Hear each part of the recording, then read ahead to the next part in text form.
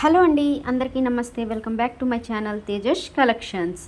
చిన్న puff hands అనేవి ఏ విధంగా డిజైన్ చేయాలి సింపుల్గా అనేది ఈ వీడియోలో చూద్దామండి. ఇవి ఇప్పుడు ప్రజెంట్ ట్రెండింగ్గా ఉన్నాయి కాబట్టి సింపుల్ మెథడ్లో చూద్దాం. నేను హ్యాండ్ లెంత్ అయితే 10 ఇంచెస్ తీసుకుంటున్నాను. ఈ సైడ్కి 3 ఇంచెస్ అనేది కంపల్సరీ తీసుకోవాలి. ఒక కర్వ్ అనేది డ్రా చేసుకోవాలి. కిందికి హ్యాండ్ లూజ్ మార్కింగ్ అనేది పెట్టుకుంటున్నాను 5 ఇంచెస్. అలాగే ఎక్స్ట్రా ఖర్చు కోసం 2 ఇంచెస్ పెట్టుకొని ఇలా డ్రా చేసేసుకుంటే సరిపోతుంది.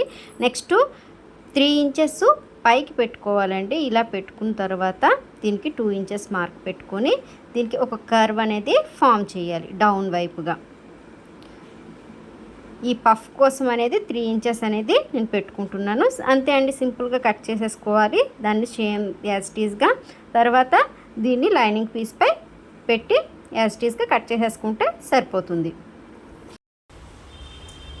ఇలా కట్ చేసుకున్నాక స్టిచ్చింగ్ అనేది ఏ విధంగా చూద్దాం. ఫస్ట్ హ్యాండ్ లైనింగ్కి జాయింట్ చేసేసుకోవాలి.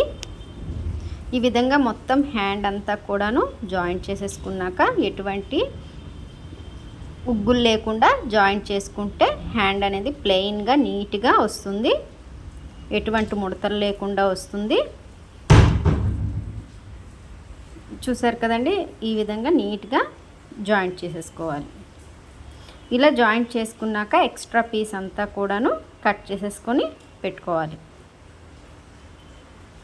ఇలా కట్ చేసుకున్నాక లోతు భాగం అనేది ఫ్రంట్కి తీసుకోవాలి. లోతు భాగం ఎప్పుడు కూడా పావించు కొలతతో తీసుకుంటే సరిపోతుంది. ఇది ఫ్రంట్కి లోతు భాగం వచ్చే వైపు మనకి బ్లౌజ్కి ఫ్రంట్ పీస్కి జాయింట్ చేసుకోవాలి.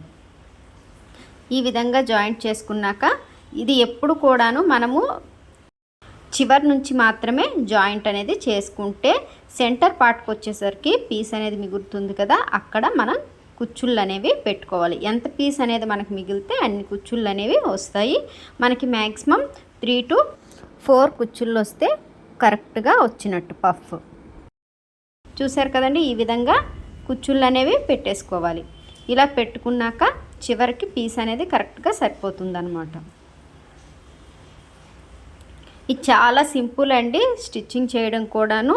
ఈ విధంగా కనుక మనం చేసుకున్నామంటే బ్లౌజులు అనేవి ఇప్పుడు ట్రెండింగ్ మోడల్లో ఉన్న స్మాల్ పఫ్ హ్యాండ్స్ అనేవి ఈజీగా స్టిచ్ చేసేసుకోవచ్చు. దీనికి డబల్ స్టిచ్ చేసేసుకొని సైడ్ జాయింట్స్ అనేవి బ్లౌజ్కి వేసేసుకుంటే మనకి కావాల్సిన బ్లౌజ్ అనేది రెడీ అయిపోతుంది. చూసారు కదా పైకి ఎంత చక్కగా వచ్చిందో.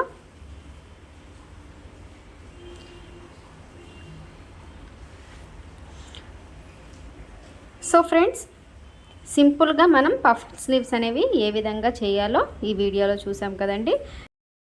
ఈ వీడియో కనుక మీకు నచ్చినట్లయితే లైక్ చేయండి, షేర్ చేయండి. మరిన్ని మంచి వీడియోల కోసం ఛానల్ను సబ్స్క్రైబ్ చేసుకోండి. Thank you for watching.